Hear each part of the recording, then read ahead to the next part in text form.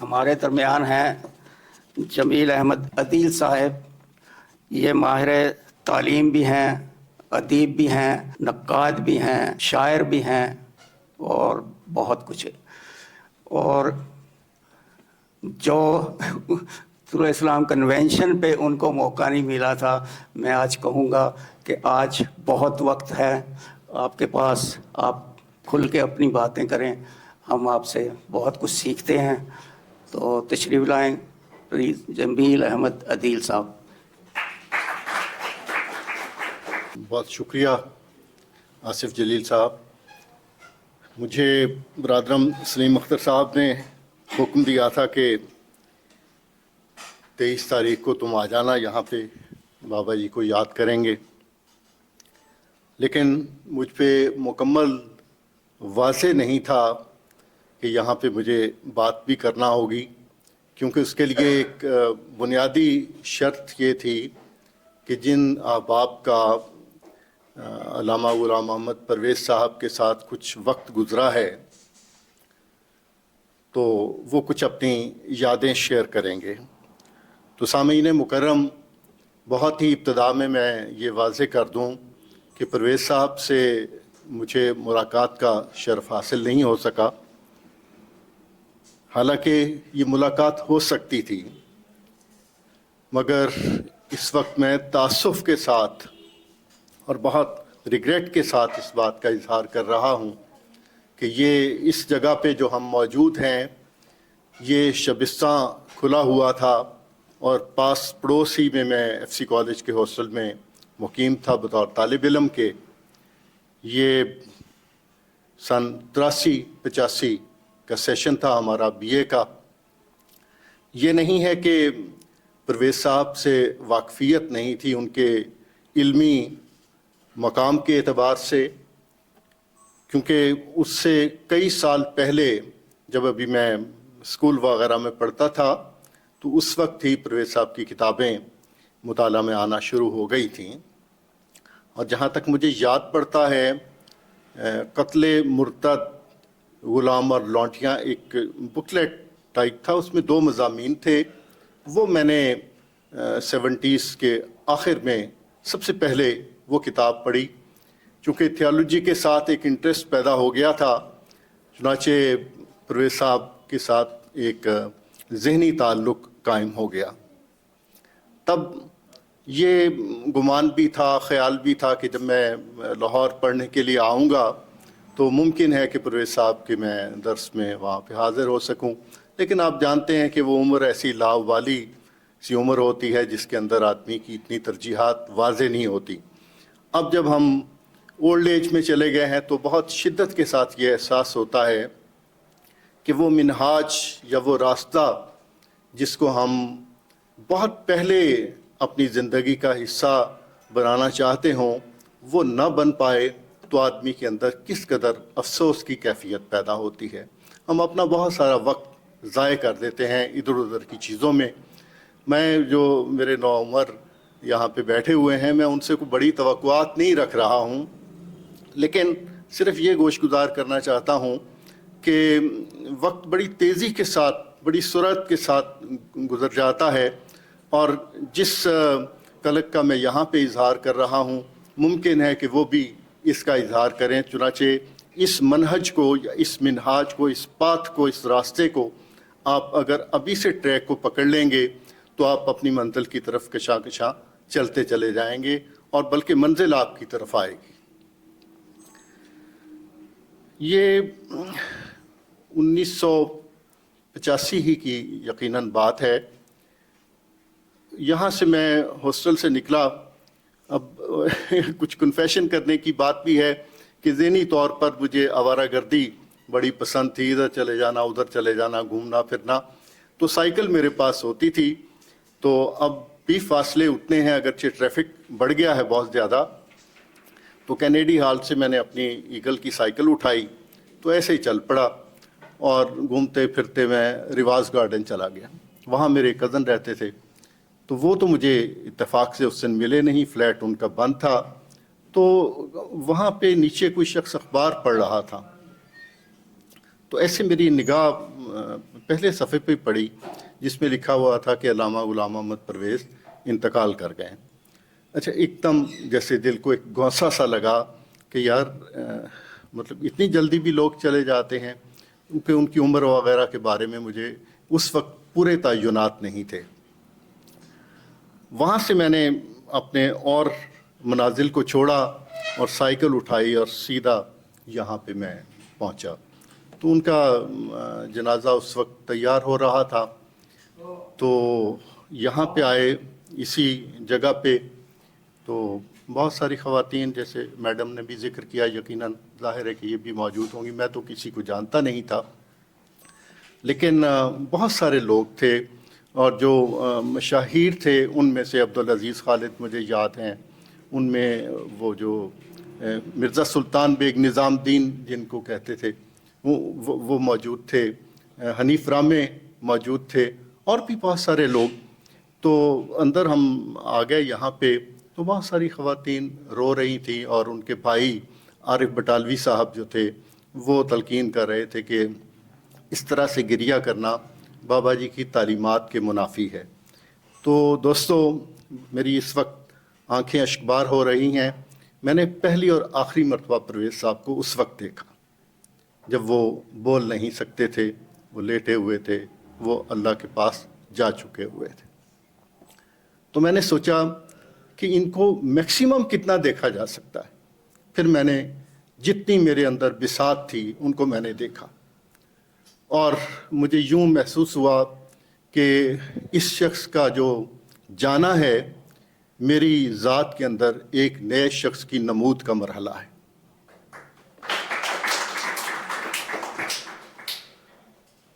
تو وہ ریپینٹنس جو تھی میرے اندر ایک انرجی پیدا کرنے کا سبب بنی. تو اسی طرح سے پھر جب وہ جنازہ تیار ہو گیا تو یہ منی مارکیٹ کے پاس ان کا وہ تدفین کے لیے تھا، تو وہاں پہ گئے، جنازہ ہوا. اب لوگ کچھ زیادہ جو لوگ تھے، جیسے ہمارے ہاں دستور ہے کہ وہ چلے جاتے ہیں، وہ بھی چلے گئے. تو میں رکا رہا. جس جگہ پہ ان کی مرکز بنائی گئی تھی وہاں پہ بھی گئے. اب ان کے کسی عزیز کا انتظار تھا. جہاں تک مجھے یاد پڑتا ہے کراچی سے آنا تھا، کوئی فلائٹ وغیرہ لیٹ ہو گئی، تو بہر طور ان کی تدفین کو مؤخر کر دیا گیا کچھ وقت کے لیے. تو وہ بیچ کا ایک وقت تھا. تو حنیف رامے صاحب بھی موجود تھے، تو انہوں نے ایسے اپنی چادر کچی زمین پہ بچھا دی. تو ظاہر ہے کہ ان کو سب جانتے تھے، تو ارد گرد ان کے بیٹھ گئے. بابا جی کی باتیں ہونے لگ گئیں. لیکن میں اصل میں وہ واقعات اور وہ جگہ، وہ مقام، وہ صورتحال اور وہ احوال آپ کے گوش گزار کرنا چاہتا ہوں، کیونکہ اب میری نظر میں وہ تاریخ کا حصہ ہے. اب مجھے یاد نہیں آدھ گھنٹہ تھا یا 1 گھنٹہ تھا، لیکن وہاں پہ ہم رکے رہے، اور میرے اندر یہ احساس تھا کہ اس چارپائی پر پاکستان کا ایک عظیم آدمی اس وقت لیٹا ہوا ہے. خیر، تدفین جیسے ہونی ہوتی ہے ہوئی. اس کے بعد چلے گئے لوگ اپنے اپنے گھروں میں، لیکن میں اپنے گھر واپس نہیں جا سکا. میں اپنے دل میں، اپنے دماغ میں، اپنی سوچ میں، اپنی روح میں آج تک مقیم ہوں. وہ چیزیں جو میں اس وقت بالاستیعاب نہیں پڑھ سکا تھا، بعد میں نے ان کو پڑھنے کی کوشش کی اور سمجھنے کی کوشش کی. اب باتیں تو بہت ساری ہو سکتی ہیں، لیکن پرویز صاحب کے متعلق جو چیز جس کو اس کا نچوڑ یا جوہر کہنا چاہیے کہ پرویز صاحب نے اس قوم کے ساتھ کیا کیا اور اس قوم نے ان کے ساتھ کیا کیا، وہ بیچ کی کہانی کیا ہے. یہ میری برجستہ بات نہیں ہے، یہ سوچی ہوئی بات ہے. چونکہ اس پہ میں کوئی 3-4 دہائیاں مسلسل سوچتا رہا کہ پرویز صاحب نے وہ بنیادی نقطہ یا کرکس کیا پیش کیا ہے جس پر رد عمل ہوا. یہ منکر حدیث وغیرہ لغو باتیں ہیں. وہ بات کیا ہے؟ وہ قصہ دوستو یہ ہے کہ پرویز صاحب نے انسان کو اپنے اعمال کا ذمہ دار قرار دیا ہے، جبکہ ان کے برعکس جتنے نیریٹیوز بھی ہیں، میں میڈم کا لفظ استعمال کر رہا ہوں، جتنے ادرس ہیں، وہ سارے کے سارے خدا پہ سونپتے ہیں. یہ ہے وہ بنیادی چیز. اور اس کو فیس کرنا، اس کو سہ جانا، اس کو جزو شعور بنانا اور اس کو جزو عمل بنانا، اس کو طرز حیات اپنی سینسٹیوٹی اور سینسیبلٹی کا حصہ بنانا، اس سے بڑا، اس سے مشکل اور دشوار مرحلہ اور کوئی نہیں. مجھے غالب ایک دم یاد آ گئے. غالباً وہ نواب رامپور کے پاس گئے مہمان کے طور پہ. مہمان کیا ہونا تھا ان کا، وہ مدد ان سے طلب کرتے تھے مالی طور پر. کچھ دن قیام رہا. اس دوران میں نواب صاحب کو کسی اور جگہ پہ عارضی طور پہ جانا پڑا. جب وہ روانہ ہونے لگے تو غالب تو وہیں مقیم تھے، یعنی میزبان جا رہا ہے اور مہمان وہاں پہ مقیم ہے. تو کہا کہ غالب خدا کو سونپا. انہوں نے کہا نواب صاحب خدا نے مجھے آپ کو سونپا تھا، آپ مجھے دوبارہ خدا کو سونپ رہے ہیں. تو مذہبی پیشوائیت نے ہمیں خدا کو سونپا تھا، پرویز صاحب نے ہمیں اپنے آپ کو سونپ دیا. اب یہ ایک طرح کا جبر ہے. ویسے پرویز صاحب ڈٹرمنزم کے خلاف ہیں، فریڈم آف چوائس کے ان کا پورا ایک لیسن اور پورا ان کی سوچ اور ایک ان کی ڈگر دی ہوئی ہے. لیکن یہ بھی کوئی اتنا سادہ معاملہ نہیں ہے. یہ قضیہ بھی تھوڑا سا الجھا ہوا ہے کہ آدمی فریڈم آف چوائس یا انتخاب کی آزادی آپٹ کرنے تک ہے، نتیجے کو وہ تبدیل نہیں کر سکتا. یہ جبر ہے اور اس جبر کو سہنا ہے. چونکہ قوانین کو جس طرح سے انہوں نے قوانین خداوندی کو انٹروڈیوس کرایا ہے، ان کے اندر یہی چیز ہے کہ انسان ہے، سب سے زیادہ فریڈم آف چوائس اس کے پاس ہے کہ تم جس بھی راستے کا چاہو چناؤ کر لو. لیکن اس کے بعد جب تم اس ٹریک پہ گامزن ہو گئے تو اس سے جو وابستہ نتائج ہیں ان کو تم تبدیل نہیں کر سکتے اور ان کو کوئی بھی تبدیل نہیں کر سکتا. اب اس کو طون قبول کرنا ہے یا کرہن قبول کرنا ہے، اس کو قبول کرنا ہے. ٹھیک ہے، ہم آزاد ہیں کہ ہم غلط راستے کو، ایول کو یا گڈ کو، خیر کو وہ اپنا سکتے ہیں. لیکن جو پورا پیکج ایول کے ساتھ ہے اور جو پورا پیکج گڈ کے ساتھ ہے، وہ پورے کا پورا پیکج پھر لینا پڑے گا. دوسرا پرویز صاحب کے متعلق یہ کہا گیا کہ جی انہوں نے بہت زیادہ میٹیریلزم کی طرف رخ موڑ دیا، بلکہ تھوڑا سا وہ ٹریش لفظ استعمال کرتے ہیں کہ جی وہ پیٹ تک سوچتے ہیں، روٹی کا سوچتے ہیں. میں اس پہ بھی غور کرتا رہا کہ واٹ از میٹیریلزم. مجھے تو اس 61 سال کی عمر میں اب تک اممیٹیریل چیز کوئی بھی ڈسکور نہیں میں کر سکا جس کا میٹیریلزم کے ساتھ رشتہ نہ. ہر چیز اس کے ساتھ جڑی ہوئی ہے. تو آج ہم اگر سن رہے ہیں یا بول رہے ہیں تو اسی وجود اور اسی جسم کے ساتھ ہیں، جس جسم کی کچھ مقتضیات ہیں اور ان کو ہم نے پورا کیا ہے، اور روٹی ان میں سے ایک ہے. یہ ٹھیک ہے کہ مارکسزم کے اندر وہ کارل مارکس نے بھی سب سے زیادہ اس پہ زور دیا، لیکن پرویز صاحب انتہائی دراک اور ذہین شخص سے، اور ان کے اندر وہ ایک جو شمع روشن تھی اس کی روشنی میں انہوں نے نہایت وہ لطیف فرق بیان کر دیا، کمیونزم کا یا سوشلزم کا بلکہ کہیے، اور نظام ربوبیت کا. وہ ہے اس کے انسینٹو کا فرق کہ وہاں پہ پیٹ مقصود بالذات ہے، قائم بالذات ہے. یہاں پہ مقصود بالذات اور قائم بالذات نہیں ہے. یہ ہے وہ فرق. باقی اور بھی بہت سی باتیں، لیکن ان دنوں چونکہ تازہ ترین میں جو چیز پڑھ رہا تھا تو آپ میرے لیے بہت محترم ہیں، اس وجہ سے میں اس کو شیئر کرنا چاہتا ہوں. ایک عربی میں مختصر سی تفسیر، بلکہ اصول تفسیر پہ کتاب لکھی مولانا حمید الدین فراہی نے، جس کا ترجمہ مولانا امین حسن اصلاحی نے کیا، تفسیر نظام القرآن کے نام سے. اس کا میں دیباچہ اصلاحی صاحب کو پڑھ رہا تھا تو مجھے پھر ایک مطلب دکھ کی کیفیت اور کرب کے ساتھ میں یہ بات بیان کر رہا ہوں کہ جن چیزوں پر لوگ آپ پہ اعتراض کرتے ہیں، کم از کم یار آپ اپنی ڈکشنری بدل لو کہ وہی لفظ منکر حدیث کا استعمال کیا گیا کہ یہ لوگ حدیث نہیں مانتے۔ میں نے پرویز صاحب کو جتنی توفیقات مجھے میسر آئیں میں نے پڑھا، میں آپ سے سچ کہتا ہوں کہ کسی قول رسول کو قول رسول یقین کر کے پرویز صاحب نے ایک کا بھی انکار نہیں کیا، اور اس کے وائس ورثہ بہت سارے میں کوٹ کر سکتا ہوں کہ کہتے ہیں کہ ہاں یہ قول رسول ہے لیکن ہم اس پہ عمل نہیں کریں گے، اعلانیہ یہ منسوخ ہے۔ تو یہ کتنی بڑی ایک ڈائکاٹمی ہے، کیسے اس تضاد کو پورا کریں گے؟ تو یہ تضادات کے مارے ہوئے لوگ ہیں، اور یہاں پر اگر آپ کو ملے گی تو وہ وحدت ملے گی، وہ اکائی ملے گی، اور ایک جڑی ہوئی سالم آرگینک یونٹ یا اکائی آپ کو ملے گی۔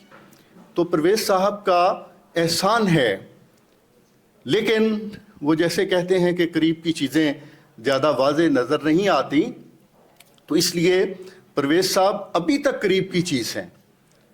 ان کو اگر دیکھا گیا تو پہلے دور والے لوگ دیکھیں گے، پھر ہمیں توفیق ہوگی، چونکہ جو چیز امپورٹ ہو کے آئے وہ ہم زیادہ چوم چاٹ کے اپنے ماتھے پہ اور آنکھوں پہ لگاتے ہیں۔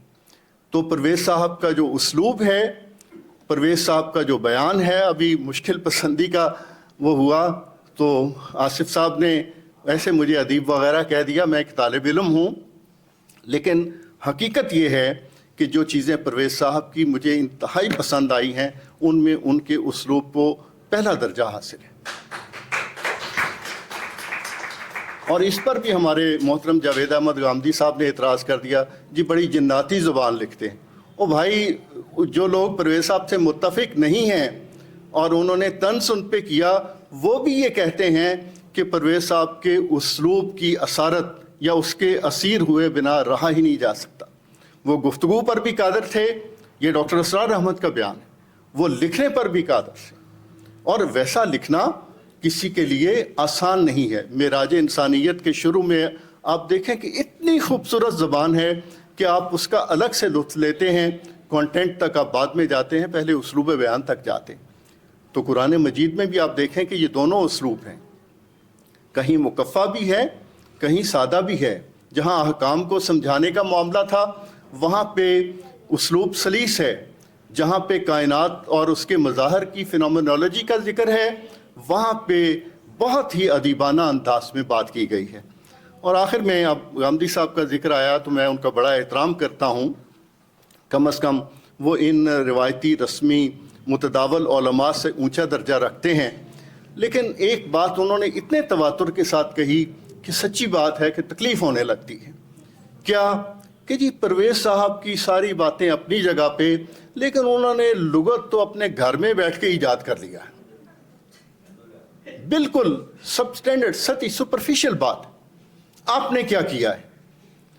لوگوں نے اگر آپ پہ کفر کے فتوے لگائے ہیں، لوگوں نے آپ کے خلاف اگر محاذہ رائی کی ہے تو صرف اسی بنیاد پہ کی ہے کہ آپ نے وہ معنی کیوں کیے جو پہلے سے معنی موجود تھے۔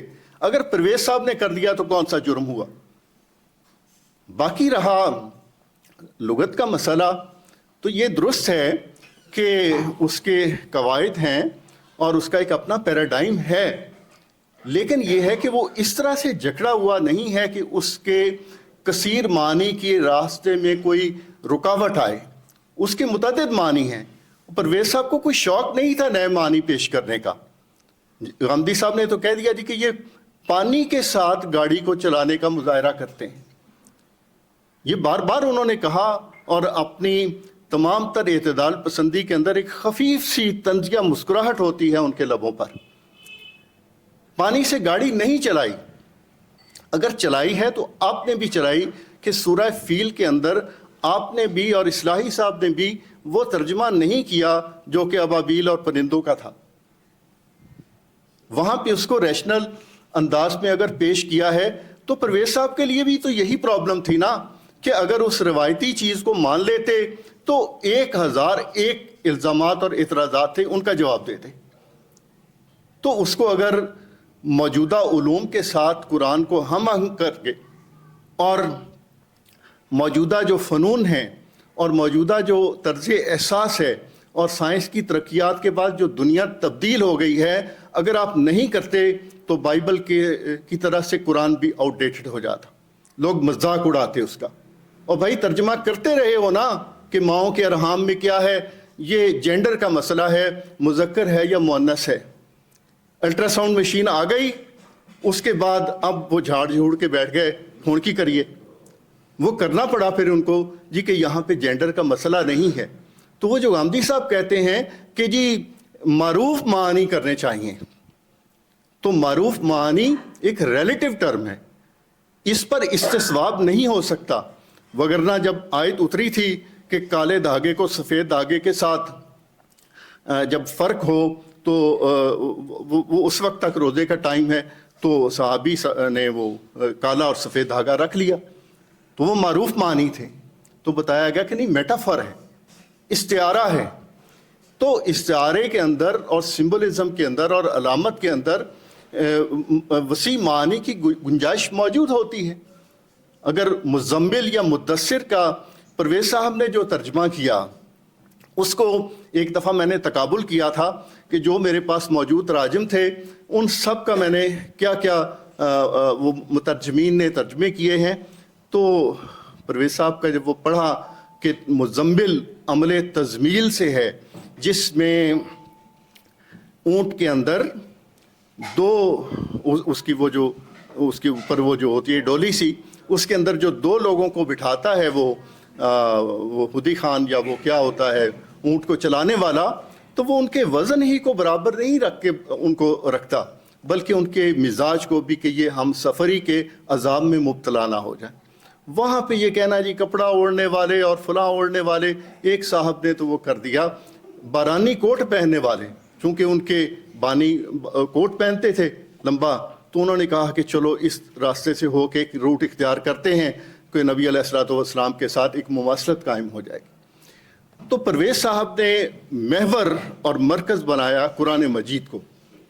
آخری بات میں یہ کہوں گا کہ پرویز صاحب نے اس محور کو صاحب قرآن سے ہٹ کر نیوکلیس نہیں بنایا، جتنا عشق رسول علیہ الصلوۃ والسلام پرویز صاحب کے قلب میں تھا اس کا عشر اشیر بھی کسی کے اندر نہیں۔